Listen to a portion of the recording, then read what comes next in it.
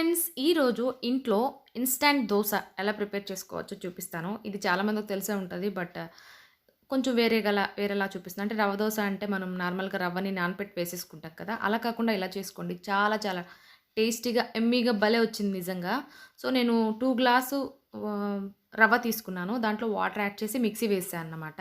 So, ఇప్పుడు దీంట్లో వచ్చేసి ఏంటంటే పుల్లటి పెరుగుంటే ఇంకా బాగొస్తాయి మనకు. అంటే దోస చాలా చాలా ఫ్లఫీగా, సూపర్‌గా, మెత్తగా భలే వస్తుందన్నమాట. సో, అందుకే పుల్లగా ఉండే పెరుగు వేసుకోవాలి. దాంట్లో తగినంత ఉప్పు వేసేసి మళ్ళీ మంచిగా మిక్సీ పట్టేసాను మెత్తగా.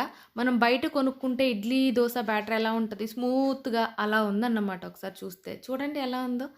ఎలా వస్తాయో అనుకున్నాను. నేను కూడా ఇంతకుముందు ఇప్పటి వరకు ఎప్పుడన్నా ఇన్‌స్టాంట్ దోస వేయాలంటే రవ్వతో నార్మల్‌గా నానబెట్టి వేసేదాన్ని. ఇలా చేయడం వల్ల నాకు బాగా నచ్చింది. సో, ఇక్కడొచ్చేసి ఏంటంటే ఉల్లిపాయలు, అలాగే పచ్చిమిరపకాయలు చాప్ చేసి దీంట్లో వేసేస్తున్నాను. నేనేమో నార్మల్ దోస టైప్ వేద్దాం అనుకున్నాను. కానీ ఇంకా వీళ్ళు ఊతప్పం టైప్ కావాలంటే సరే ఇలా వేశా అన్నమాట. సో, దీంట్లో జీలకర్ర కూడా వేసుకోండి ఇంకా బావుంటది. కొత్తిమీర కూడా వేసుకోండి. నేనైతే ఇంకా ఉల్లిపాయ, పచ్చిమిరపకాయలు, కరివేపాకు చాప్ చేసి వేసానంతే. అలాగే జీలకర్ర వేశాను. సో, కొంచెం వచ్చేసి ఇప్పుడేంటంటే మనం వంట సోడా ఉంటది కదా! సో, దాన్నైనా వేసుకోవచ్చు. లేదంటే బేకింగ్ సోడా అయినా వేసుకోవచ్చు. బేకింగ్ సోడా వేస్తే ఇంకా బాగా వస్తదన్నమాట. సో, నేనైతే ఇక్కడ వంట సోడా వేసేసి బాగా కలిపేస్తున్నాను. వంట సోడా గానీ, లేకపోతే బేకింగ్ సోడా కానీ మనం చేసుకుంటాము ఇంకా అనంగా అప్పుడు వేసుకోవాలి. ముందే వేసి దాన్ని మనం సోక్ చేసి పెట్టకూడదు.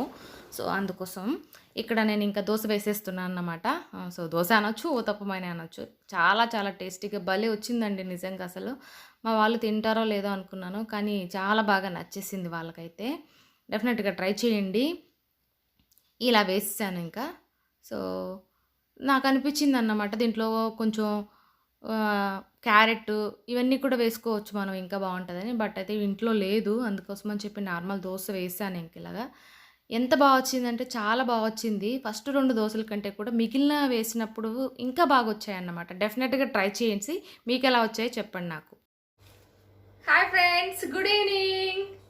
ఎలా ఉన్నారండి అందరూ? నేనైతే చాలా చాలా బాగున్నాను. మీరు ఎలా ఉన్నారనేది నాకు ఒకసారి కామెంట్ సెక్షన్లో కామెంట్ చేసేయండి. ఈ రోజు అయితే ఇంట్లో చాలా చాలా పని ఉంది. చూసారు కదా మీరే, ఎంత పని ఉందంటే అంత పని ఉంది. ఈ రోజు బ్లాగ్లో అయితే నేను ఇన్స్టాంట్ దోశ వేశాను. సో, రవ్వతోటి.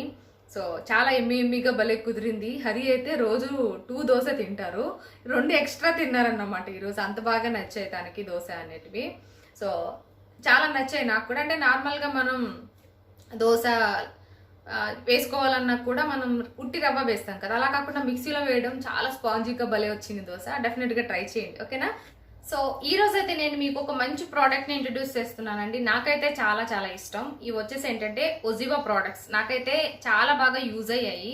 వెయిట్ లాస్ అవ్వడానికి, అలాగే నా స్కిన్ న్యాచురల్ వేలో గ్లో అవ్వడానికి చాలా బాగా యూజ్ అయ్యాయి. ఈ రోజైతే నేను మీకు ఇంట్రొడ్యూస్ చేస్తున్న ప్రోడక్ట్ వచ్చేసి ఏంటంటే ఒజివా ప్లాంట్ బేస్డ్ కొలాజిన్ బిల్డర్ అండి. ఇది బెర్రీ ఆరెంజ్ ఫ్లేవర్ లో దొరుకుతుంది.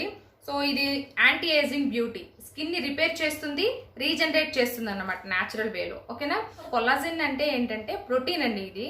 సో, ఈ ప్రోటీన్ అనేది అంటే కొలాజిన్ ప్రొడక్షన్ అనేది మనకు న్యాచురల్ గానే మన బాడీలో ఉంటది అన్నమాట. అది ఏంటంటే 20 ఇయర్స్ తర్వాత, అంటే మెన్స్ అయినా ఉమెన్స్ అయినా ఎవరికైనా సరే ఆఫ్టర్ 20 ఇయర్స్ తర్వాత కొలాజిన్ ప్రొడక్షన్ అనేది 1% తగ్గుతూ వస్తుంది అన్నమాట ఎవ్రీ ఇయర్. సో, దాన్ని మనం బిల్డ్ చేసుకుంటూ ఉండాలి. అందుకే ఈ ఒజివా ప్లాంట్ బేస్డ్ కొలాజిన్ మనం తీసుకుంటున్నట్లయితే కనుక దాన్ని న్యాచురల్ వేలో మనం బిల్డ్ చేసుకుంటూ వెళ్ళిపోతాం అన్నమాట. ఓకేనా? సో, ఇది వచ్చేసి ఏంటంటే చాలా చాలా బాగుందండి ఈ ప్రోడక్ట్ అనేది. ఇది India's first vegetarian based product అన్నమాట. నార్మల్ గా కొలాజిన్ బిల్డ్ చేసుకునే ప్రోడక్ట్స్ వచ్చేసి యానిమల్ బేస్డ్ ఉంటాయి. ఇది వచ్చేసి ఏంటంటే India's first vegetarian based product అన్నమాట. సో, దీన్ని తీసుకుంటూ ఉండడం వల్ల ఏంటంటే మన కొలాజిన్ బిల్డ్ అయ్యి మన స్కిన్ అనేది న్యాచురల్ వేలో మన స్కిన్ అనేది రిపేర్ అవుతుంది అన్నమాట. అంటే యాంటీ ఏజింగ్ ప్రాపర్టీ కాబట్టి సో, ఏజ్ అనేది యంగ్ గా కనిపిస్తూ ఉంటాము. అలాగే మొహం మీద ఉన్నటువంటి ముడతలు ఇవన్నీ కూడా తగ్గుతూ వస్తాయి. దీన్ని తీసుకోవడం వల్ల ఏంటంటే స్కిన్ ఎలాస్టిసిటీని పెంచి అలాగే స్కిన్ కూడా హైడ్రేటెడ్ గా ఉంటుంది అన్నమాట. ఓకేనా? సో, దీన్ని తీసుకోవడం చాలా ఈజీ అండి. మనం ఈవినింగ్ టైంలో కానీ లేదంటే నైట్ టైంలో కానీ మనం 2 స్కూప్స్ వాటర్లో, లుకే వామ్ వాటర్లో మిక్స్ చేసుకొని తాగేసి హ్యాపీగా పడుకుంటే చాలు. సో, మీరు తీసుకుంటూ అలవాటు చేసుకుంటూ ఉంటే కనుక మీ స్కిన్ అనేది న్యాచురల్ వేలో గ్లోయిగా ఉంటుంది. అలాగే రింకిల్స్ అన్ని కూడా ప్రివెంట్ అవుతూ వస్తాయి. ఇదేంటంటే చాలా న్యాచురల్ ప్రోడక్ట్ అండి. ఇవి నేను దగ్గరికి చూపిస్తాను, ఒకసారి చూసేసేయండి. ఎలా తాగాలో కూడా నేను మీకు చూపిస్తాను, చూసేసేయండి. ఓకేనా? సో మనకు బాటిల్ వచ్చేసి ఇలా ఉంటుందండి. ఈ బాటిల్ వచ్చేసి ఏంటంటే 250 గ్రామ్స్ అన్నమాట. ఇది ఒజివా ప్లాంట్ బేస్డ్ కొల్లాజన్ బిల్డర్ అండి. మనకి దీంట్లో వైటమిన్స్ సి ఉంటుంది, అలాగే 45 mg ఉంటదన్నమాట. అలాగే బయోటిన్ ఉంటది, అలాగే సిలికా ఉంటది. So anti ageing, beauty, skin repair and regenerate అన్నమాట. ఇక్కడ ఉన్నటువంటి న్యూట్రిషన్ ఫ్యాక్ట్స్ అన్నీ కూడా మీకు చూపిస్తున్నాను. అంటే దీన్ని తీసుకోవడం వల్ల ఎంత మనకు బాడీలోకి వస్తుంది ప్రోటీన్స్ అనేటివని. సో ఇక్కడ వచ్చేసి మీకు బాటిల్ మొత్తం చూపిస్తున్నాను. నేను కింద డిస్క్రిప్షన్లో లింక్ ఇచ్చాను, తీసుకొని హ్యాపీగా తీసుకోండి. మీకు నచ్చుతుంది డెఫినెట్గా. నిజంగా చాలా చాలా బాగుంది. సో ఇక్కడ ఏంటంటే దీన్ని తీసుకోవడం కూడా చాలా ఈజీ. కొంచెం లుకే వామ్ వాటర్ అయినా లేదంటే నార్మల్ వాటర్ అయినా సరే తీసుకోవచ్చు, కానీ కోల్డ్ వాటర్లో తీసుకోకూడదు. సో దీంట్లో 200 ml వాటర్ తీసుకొని దాంట్లో మనం వేసుకొని 2 స్కూప్స్ యాడ్ చేసుకొని హ్యాపీగా తాగేసేయడమే కలిపేసుకొని. మనకి ఇది చెర్రీ ఒక్క నిమిషం మీకు చెప్తాను. ఇది బెర్రీ ఆరెంజ్ ఫ్లేవర్ కాబట్టి మనకు చాలా బాగుందన్నమాట. ఆరెంజ్ తాగుతున్నట్టు. బెర్రీ అంటే పుల్లగా ఉంటాయి కదా, సో అలాగే చాలా చాలా టేస్టీగా ఉంది తాగుతుంటే కూడా. ఒజివా ప్రోడక్ట్స్ నిజంగానే చాలా చాలా బెనిఫిట్స్ ఉంటాయండి మనకు. ఉమెన్స్కి ఇంకా బాగుంటాయి. అలాగే ఇది కూడా ఏంటంటే ఉమెన్ అయినా తీసుకోవచ్చు, మెన్ అయినా తీసుకోవచ్చు. 20 ఏజ్ తర్వాత ఉన్న ఎవరైనా సరే ఈ ప్రోడక్ట్ని తీసుకోవచ్చు మనం హ్యాపీగా. సో దీన్ని కలిపేసుకున్నాను. సో ఒకసారి ఇంకా మీకు చూపిస్తున్నాను. తొందరగా మెల్ట్ అయిపోతుంది మనకు. హ్యాపీగా కూర్చొని తాగేస్తున్నాను అన్నమాట.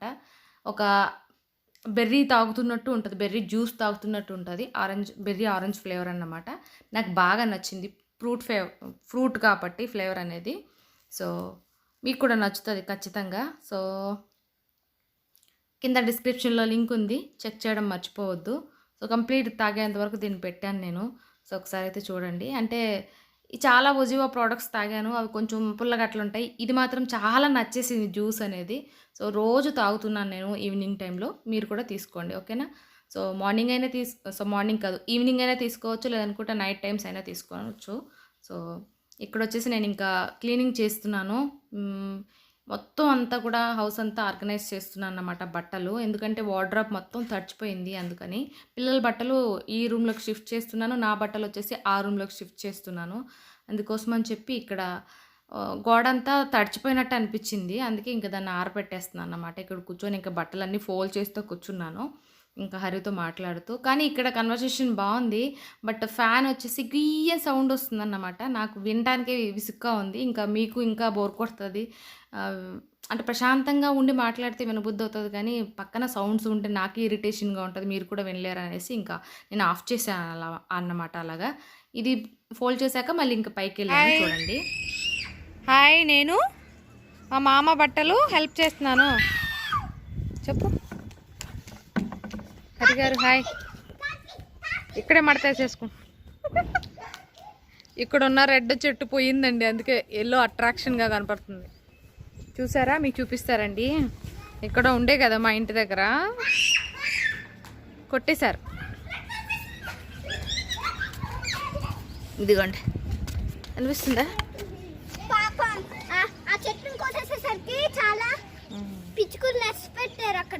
కొట్టేశారు. అయితే ఇక్కడ ఇల్లు కడుతున్నారు అన్నమాట వేరే వాళ్ళు. ఎంత మంచి ప్లాంట్స్ ఉన్నాయి, అవన్నీ పెట్టేసాల్సి వస్తుంది.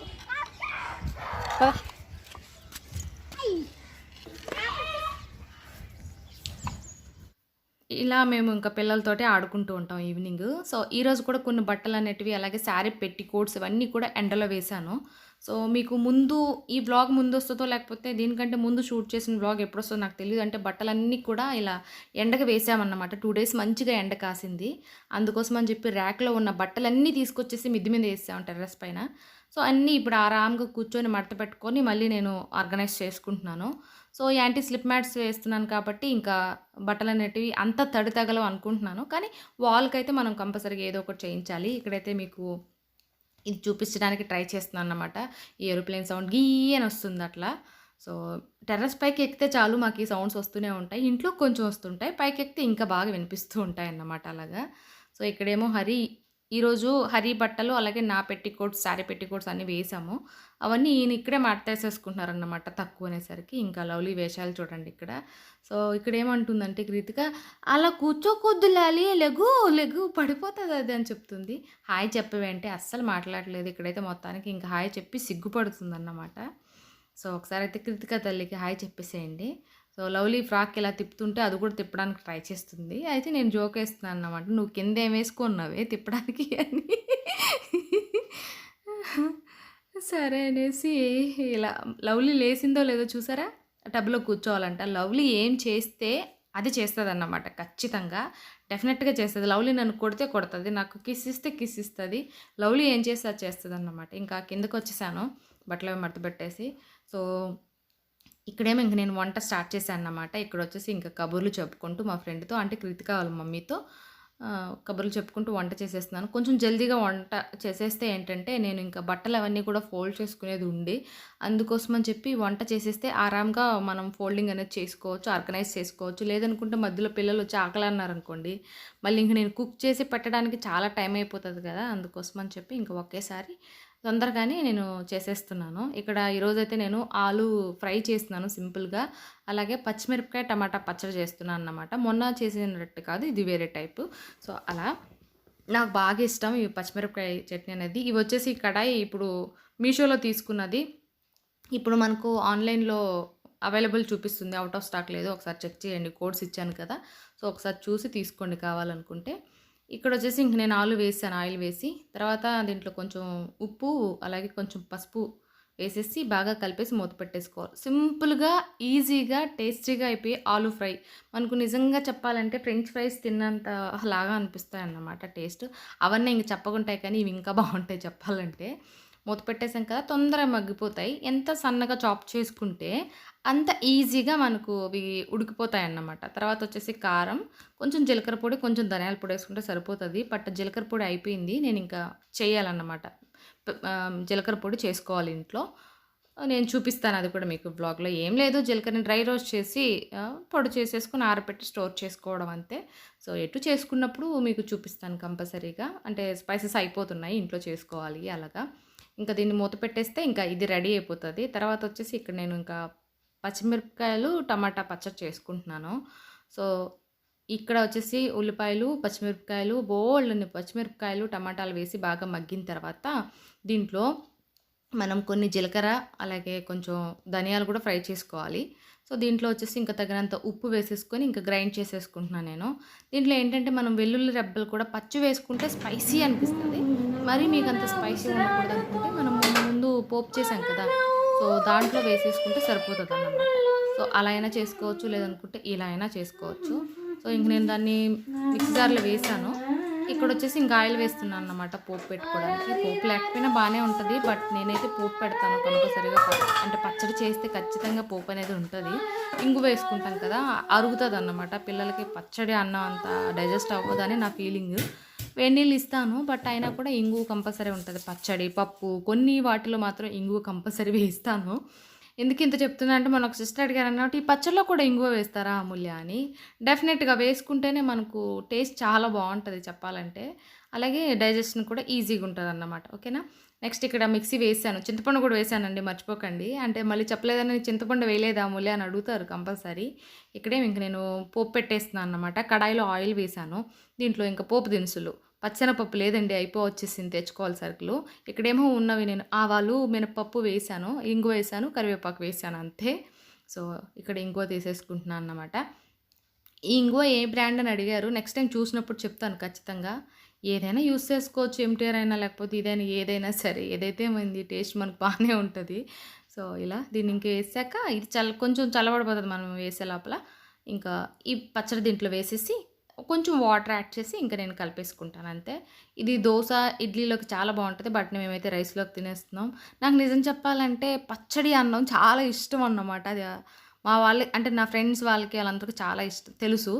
సో ఇది ఈరోజు వ్లాగ్. ఈ వ్లాగ్ ఇంతటితో అయితే ఎండ్ చేస్తున్నాను. ఈ వ్లాగ్ మీకు నచ్చితే ప్లీజ్ లైక్ చేయండి, అలాగే కామెంట్ సెక్షన్లో కామెంట్ చేయండి. Thank you, bye bye.